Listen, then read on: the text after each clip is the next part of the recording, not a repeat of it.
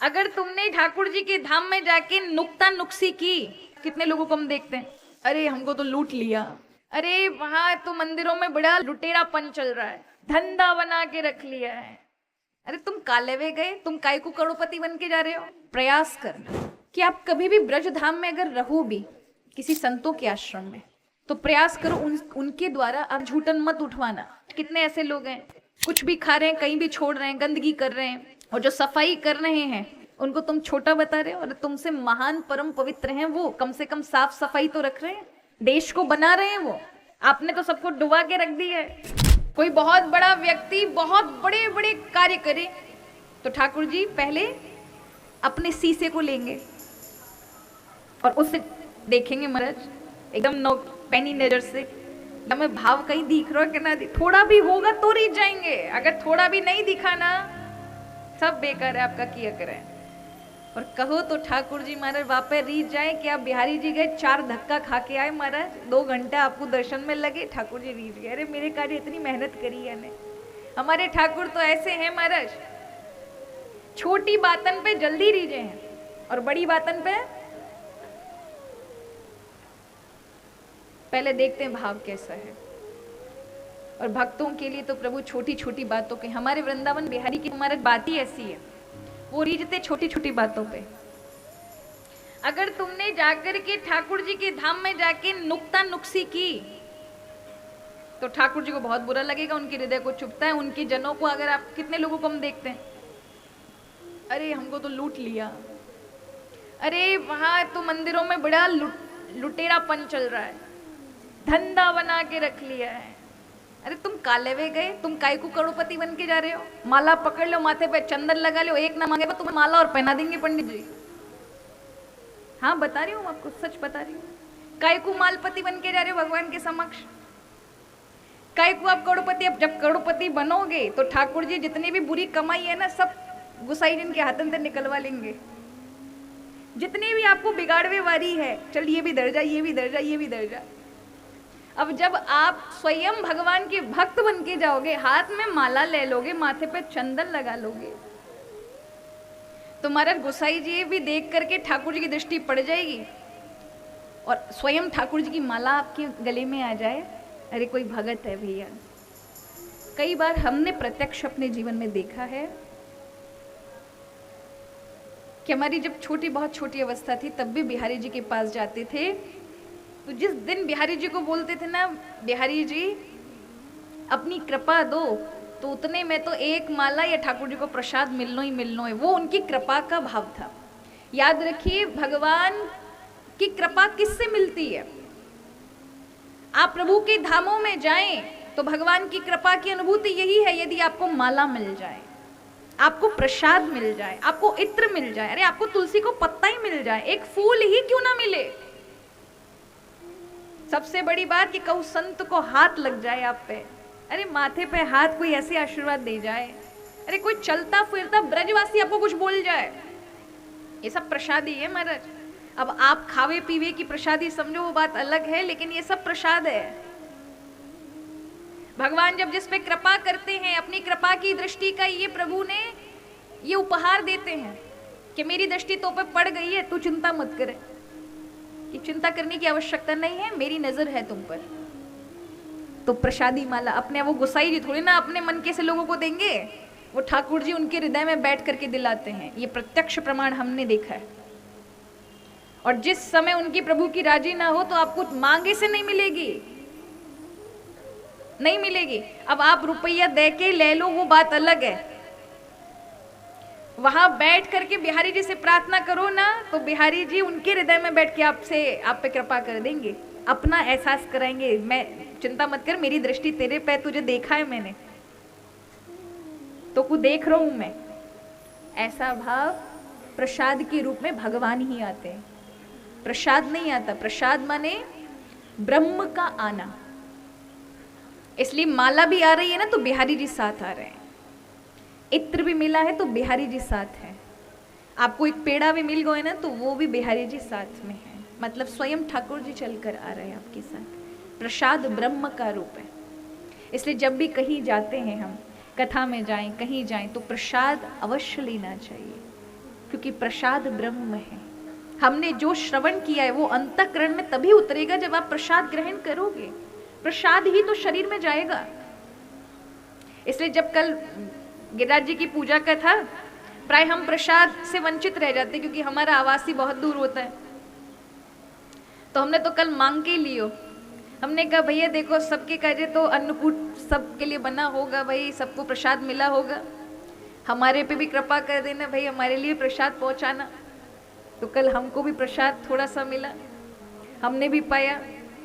क्योंकि प्रसाद से अंतःकरण पवित्र होता है, प्रसाद से जीवन में पवित्रता आती है, प्रसाद से भगवान की भक्ति उत्पत्ति होती है। आपसे एक बात कहूं, जितना हो सके आप पालन करने की कोशिश करना, प्रयास करना, और वो ये है कि आप कभी भी ब्रज धाम में अगर रहो भी किसी संतों के आश्रम में, तो प्रयास करो उनके द्वारा आप झूठन मत धुलवाना, उनके द्वारा झूठन मत उठवाना। कई बार हम देखते हैं पत्तल में भोजन करते हैं, वहीं छोड़ देते हैं महात्मा और वहां के ब्रह्मचारी और जितने बेचारे विद्यार्थी हैं वो आके उठाएंगे। अपराध करोगे आप, किया कराया सब मिट्टी में मिल जाएगा। ब्रज धाम में ब्रजवासियों से भी नहीं कराना चाहिए, नहीं साधु संतों से, खासकर महात्माओं के आश्रमों तो बिल्कुल नहीं कराना चाहिए। अपने हाथ से पत्तल की सेवा करो तो तुम्हारे कर्म प्रारब्ध मिट जाएंगे। भगवान ने भी, कृष्ण भगवान ने यज्ञ में क्या सेवा ली? अरे हमारे हरि ने वो सेवा लेके बताया है। भगवान ने सबके चरण पादुका धोए और सबकी झूठी पत्तलें हमारे हरि ने उठाई यज्ञ में, राजसूय यज्ञ में, पांडवों के में। ये बताया है कि जिसको सबसे तुच्छ सेवा समझते हैं ना, वो सबसे सर्वोपरि कही गई है। इसलिए जितने भी ऐसे लोग हैं जो सबको पवित्र रखने का कार्य करते हैं, उन्हीं को भगवान का जन कहा जाता है महाराज। इसलिए भगवान के चरण हैं। हम अपने आप को सोचें हम बहुत हैं, बढ़िया गंदगी कर दो महाराज। कितने ऐसे लोग हैं, कुछ भी खा रहे हैं, कहीं भी छोड़ रहे हैं, गंदगी कर रहे हैं, और जो सफाई कर रहे हैं उनको तुम छोटा बता रहे हो। और तुमसे महान परम पवित्र हैं वो, कम से कम साफ सफाई तो रख रहे हैं, देश को बना रहे हैं वो। आपने तो सबको डुबा के रख दिया है। एक मंदिर में एक व्यक्ति काम कर रहा था और बहुत सारे लोग काम कर रहे थे, महीने पे काम कर रहे थे, पैसे पे, पर सभी काम कर रहे थे। लेकिन एक विचित्र व्यक्ति था, वो जब जब पत्थर उठाता वो इतना मगन। किसी ने पूछा कि भैया तुम क्या कर रहे हो? बोले मैं मंदिर बना रहा हूँ। बताओ, मजदूरी पर लगा हुआ व्यक्ति ये सोच करके, भले पैसा मिल रहा है उसको, लेकिन उसकी भावना देखो क्या बोलता है, मैं मंदिर बना रहा हूं। उसी प्रकार जब आप सभी लोग अपने जगह पर, जहां धाम में जाते हैं या जिस स्थान पर रुकते हैं या जहां पर आप रहते हैं, वहां जब साफ सफाई रखते हैं ना, तो आप पूरा देश बना रहे हैं। क्या बना रहे हैं? इस देश रूपी मंदिर को स्वच्छ कर रहे हैं। इसमें कोई छोटा बुरा नहीं हो जाता, बल्कि आज आपको ये चीजें विदेशों से सीखनी चाहिए। आज हम अपने आप को बुरा मत माना, विश्व गुरु कह करके बोल तो देते हो, लेकिन विश्व गुरु की 4 चीजें हम में नहीं है। ना स्वच्छता रखते हैं। अगर आपने कुछ भी खा लिया, कई बार देखते हैं हम यहाँ पर लोग आएंगे प्रसाद लेंगे, वही गंदगी दोने पत्तल यहीं डाल के जाएंगे। आपके हाथों में इतना भी नहीं है कि कहीं जाकर के उस कूड़ेदान में डाल दें या एक पॉलिथीन में बांध करके एक जगह रख दें, किसी के चरण ना पड़े, गंदगी ना हो। हम तो शादी विवाहों में भी जाएंगे, इतनी गंदगी मचा कर आएंगे, इतनी गंदगी मचा के आएंगे, खाएंगे पिएंगे कम और बिगाड़ेंगे मन भर। जिसने अपने जीवन में जितना अन्न बिगाड़ा होगा, इसी शरीर से उसे ये शरीर भुगवा देगा। कि आपके पास सारे अन्न के पदार्थ होंगे, अन्न की चीजें होंगी, लेकिन आपकी जिह्वा और आपका पेट और आपका शरीर साथ नहीं दे सकता। वो दिन कभी देखना ना पड़े, इसलिए कभी अन्न का तिरस्कार नहीं करना। जितना खा सकते हो उतना ही प्लेट में लिया करो। इससे ज्यादा बिगाड़ा अगर वो कहीं कूड़ेदान में, नाली में गिरा, तो सीमित अन्न सबके लिए बना हुआ है। जितनी श्वासें भगवान ने दी हैं उतने ही अन्न पचा पाओगे। जितना बिगाड़ा होगा वो सभी शरीर से भुगतना पड़ेगा, किसी अन्य जन्म में नहीं महाराज, यही जन्म में भुगतना पड़ेगा, इसी जन्म में। इसलिए बहुत मर्यादित हमारे शास्त्रों में तो कहा है कि अन्न का कण और साधु संतों का क्षण बर्बाद नहीं करना चाहिए। अपने मतलब की संसार की चीजें संतों के समक्ष मत बोलो, अपने कल्याण का मार्ग उनसे पूछो, तो संतों का समय व्यर्थ मत गवाओ।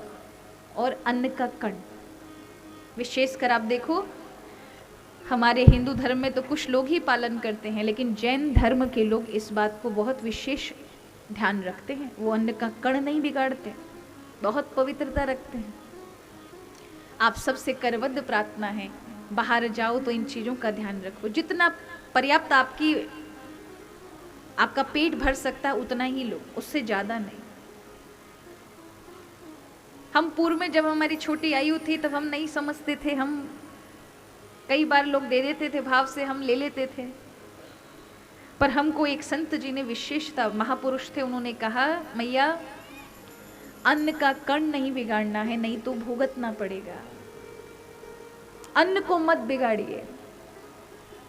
और आज लगभग इतने वर्ष हो गए, 6 से 7 वर्ष हो गए, हम कभी भी लोगों को बुरा लग जाए महाराज, हम अगर 2 पाएंगे तो इससे ज्यादा हम लेंगे नहीं, चाहे आप कितना भी हाँ हाँ करते रह जाओ।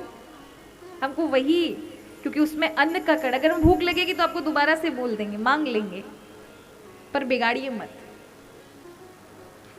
थोड़ा कम भूखे रह जाइएगा, पर अन्न को मत बिगाड़िए, अन्यथा सब भुगतना पड़ेगा आपको। कितने लोगों को देखा है हमने, अन्न छूट गया है, इतना एसिडिक अटैक होने लग गए, अब रिवर्स एसिड होने लग गया है